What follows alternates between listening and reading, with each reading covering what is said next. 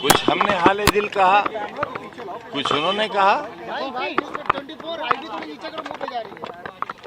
जाहिर है जब दो राजनीति में काम करने वाले मिलते हैं तो राजनीतिक बात भी होती ही है।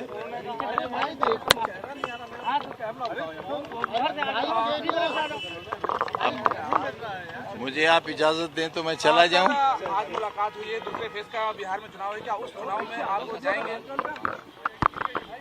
अरे भाई के न्यूज़ आइडिया हटाओ यार। जाना चाहता हूं, असुरक्षित नहीं जाना चाहता, जंगल राज में नहीं जाना चाहता। विपक्ष पर निशाना साधा है क्योंकि उन्होंने कहा वंदे भारत को जिस तरीके से लगातार एक देश की भक्ति में है, लेकिन अगर बात की जाए तो विपक्ष इसको लगातार पीछे ले जा रहा था। अब देखिए जय समाजवाद तो कहेंगे नहीं, वो कहेंगे जिससे उनकी पार्टी को फायदा हो, तो हम उनसे क्यों वो उम्मीद रखें और न उनसे हम कोई शिकायत करें। अपना राजनीतिक दल है, उनका विचारधारा है, देश के बादशाह हैं वो, तो वो अपनी बादशाहत के लिए, अपनी कुर्सी, अपने राजनीतिक भविष्य के लिए जितनी कोशिश हो सकती है करेंगे और उन्हें करना चाहिए। जब अखाड़े में पहलवान उतरते हैं तो हर पहलवान जीतने के लिए उतरता है। हम भी हैं कहीं दूर खड़े हुए, अब देखना है हम लंगोट के साथ लड़ेंगे या बगैर लंगोट लड़ेंगे।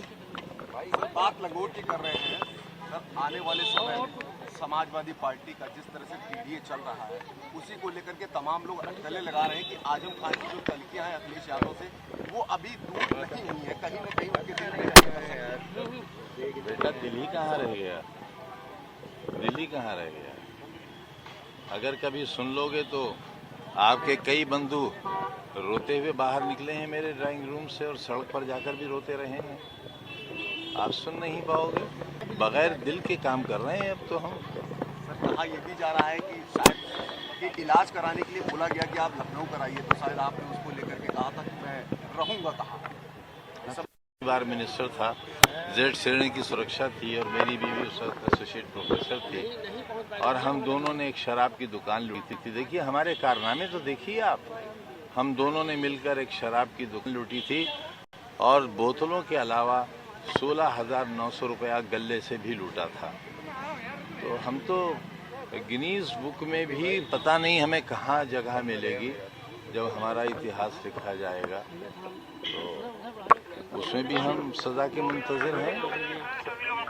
सर आपके ऊपर एक किताब लिखी गई है, जेल का जिक्र किया गया है, इमरजेंसी से लेकर के अब तक जो सीतापुर जेल में रहे थे उसका भी पूरा जिक्र किया गया है, पूरे वहाँ के दास्तान लिखा गया।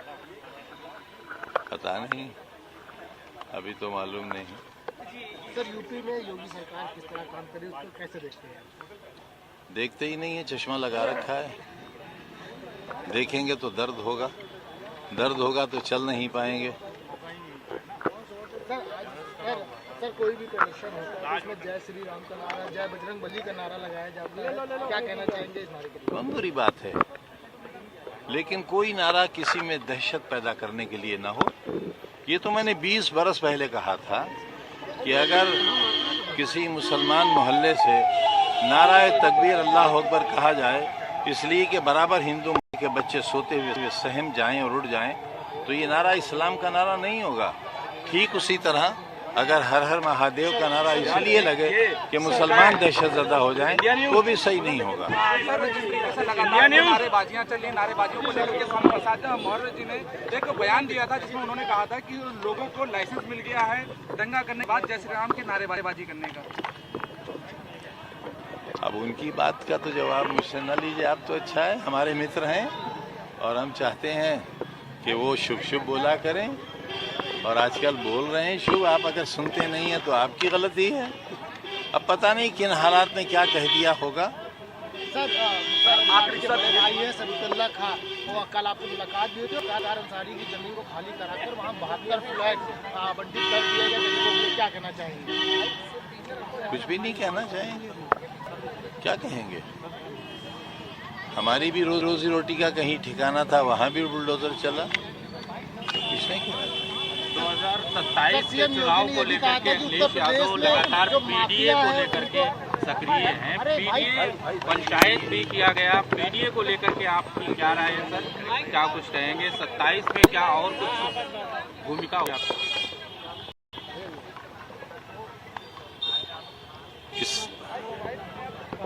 मैं आपको क्यों बता दूं? आपको क्यों बता दूं? सर जानता हूं आप चाहते हैं बदलाव आए, क्या कर रहे हो भाई? वह इतना कह सकता हूं कि हम उसमें हिस्सेदार हों, सर सीएम मजबूत हिस्सेदार। सीएम योगी ने कहा था उत्तर प्रदेश में हम भयमुक्त और माफिया मुक्त प्रदेश बनाएंगे। देखिए ना, जी मैं माफिया नंबर 1 खड़ा तो हूं आपके सामने, मैं खड़ा तो हूं आपके सामने। अब मुझसे बड़ा माफिया कौन है?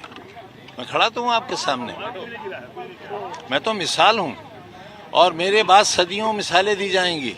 लोग हमारे किस्से कहानियों की तरह सुनाया करेंगे, आपके बच्चे अपने बच्चों को सुनाया करेंगे और बताएंगे कैसा दौर भी हिंदुस्तान में आया था।